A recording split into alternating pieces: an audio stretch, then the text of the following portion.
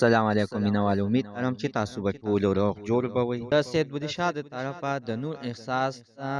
د 1 کروڑ روپو دعوه مینوال واځي په جواب کې ته نور احساس سویل دی ټول ویډیو تاسو تر اخره پورې وګورئ چې تاسو ته پوره معلومات در ورسیږي د دې معلومات نه مخکې زه تاسو ته د یادګینه وکم تاسو کو چیرې زموږ په دې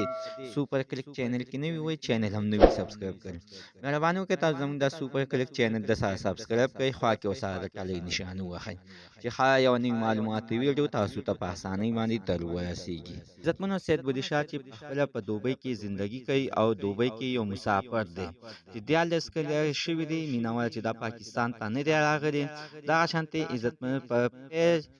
پیجونو باندې د جینکو سره ګپې شپې لګوي چې په هغې کې ولا عزتمنو د نور احساس پیج کوم ولا مخې ته ورغلی دی په هغه پیج باندې عزتمنو ده وي د سید بودی شاه د خولې وینا همدغه ده چې په دغه پیج باندې زما د دغه جینۍ ته 1 کروڑ روپۍ لیږلي دي چې دا په دې کوم ګاډي کې ګرځي مینوالو چې دغه ګاډی هم زما دی مینوالو سید بودی شاه وایي چې نور احساس سره ما د زړه نه مینه کړې ده دې چې کوم یو څه غوښتي دي ما د دې په زړه باندې ارمان نه دی پرېښودلی د دې ما د زړه ارمانونه ټول پوره کړي دي چې کله دا ما زشیان سره په ګاډي کې سیکه او زما د خلاف خبرې ورته کولې نو په ما باندې یعنې اور به شو زه مجبور شوم چې دغه سریام پیج باندې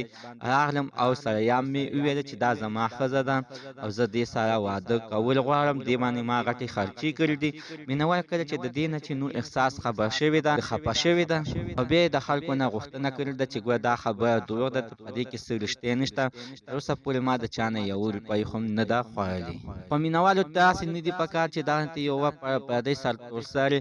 سرتورسرې ونیسي او دغه شانتې انظامات پرې ولګي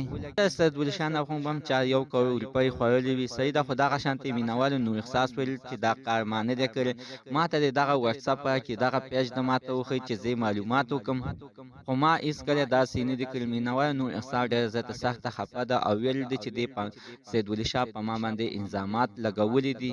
دا دې اوس د ما نه یعنې معافي وغواړي مینوال زموږ د دې ویډیو مقصد عمده ده چې هېڅکله چا پسې داسې خبرې کول نه دي پکار الله تعالی دې په دعاونو باندې ورحمېږي زموږ د عزتمن فنانو معلومات د دې پورې د نویو معلوماتو لپاره د سره زموږ د